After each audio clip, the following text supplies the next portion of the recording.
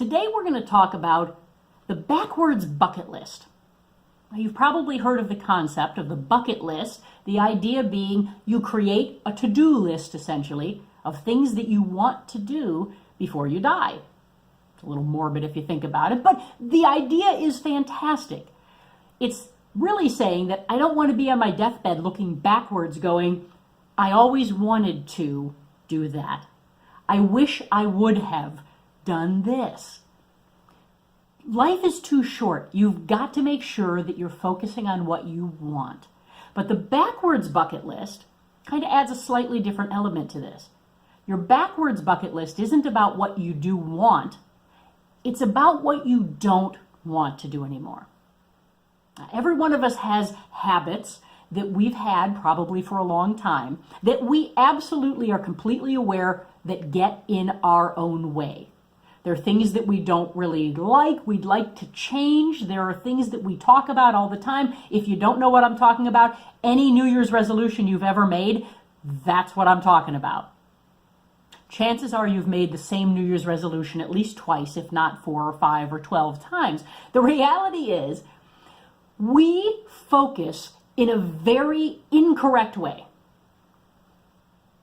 Let's explain that for a moment. What we focus on determines what we get in life. End of discussion. It's very simple. Now, in our society, in our culture, we're very accustomed to focusing on what we don't want, as opposed to what we do want. For example, you don't usually hear people say, I'm going to choose to be happy today. I'm going to choose to be healthy. I'm going to be thinner. I've decided that those 10 pounds I've been agonizing over, you know what? I'm just going to do it. Instead, we hear people say things like, I'm sick and tired of being sick and tired. I don't want to be fat anymore. I hate when I feel like this. We always talk in terms of what we don't want. And the challenge there, the reason that gets in our own way is because all we're telling ourselves in our heads over and over and over is, I'm not this, I'm not this. I want to be that, but I'm not this. It's like if you're about to get up and give a speech and you sit there and tell yourself, don't be nervous, don't be nervous, don't be nervous. All you're really doing is telling yourself over and over, I'm nervous, I'm nervous, I'm nervous, and you might as well just you're in fight or flight. Good luck. You just put yourself there. Instead of changing your script in your head and thinking something like, you know what? Let me take a few breaths because that's going to calm me down. You know what? I know my stuff. Let me get up and confidently tell people, you know what? It's not even about me. Let me give them what they need. That's why I'm talking. What is it that's going to serve you? What thinking is going to help you?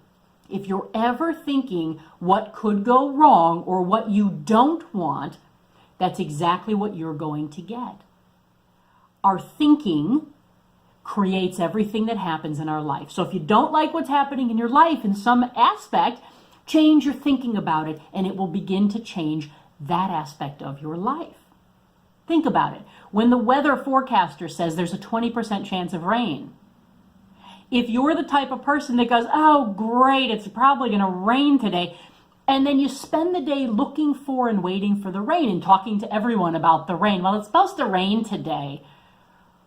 Oh my goodness, would you give yourself a chance to just be happy for 2 seconds?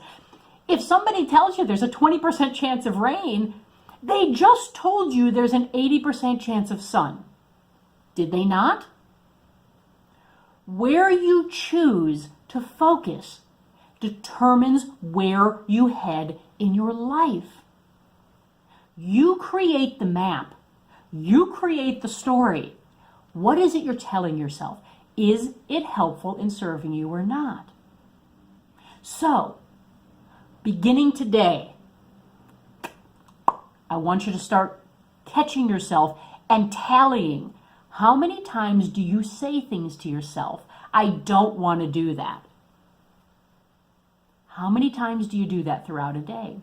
And then as soon as you become aware of it, flip it. Switch the thinking. I'm so unhealthy. I'm going to eat that third brownie because it was sitting there today. Okay, stop. Okay, I can also make a choice. I'm going to choose to stop at 2 brownies today. I'm going to choose to do that. You know what? This person that I'm going into a meeting with always gets me riled up. They push all my buttons. You know what? Before I go in, instead of thinking about how they're going to annoy the heck out of me one more time, let me think something differently. I'm going to take a few breaths. I'm going to walk in and I'm just going to sit back and I'm going to choose to remain calm. You might say, well, that's really tough to do. No, it's not. Don't tell me it's tough to do until you've actually done it. Because the moment you begin starting to do these things, the moment you begin doing these things and you see how it feels, you see how it shifts things in your world, you're never going to want to go back. It's going to be really hard to go back, actually. So, start making yourself a list, whether it's in your mind or it's on a piece of paper somewhere. What don't you want to focus on anymore? What don't you want to do ever again? Start refocusing on what you want and see how much stress starts to dip in your life.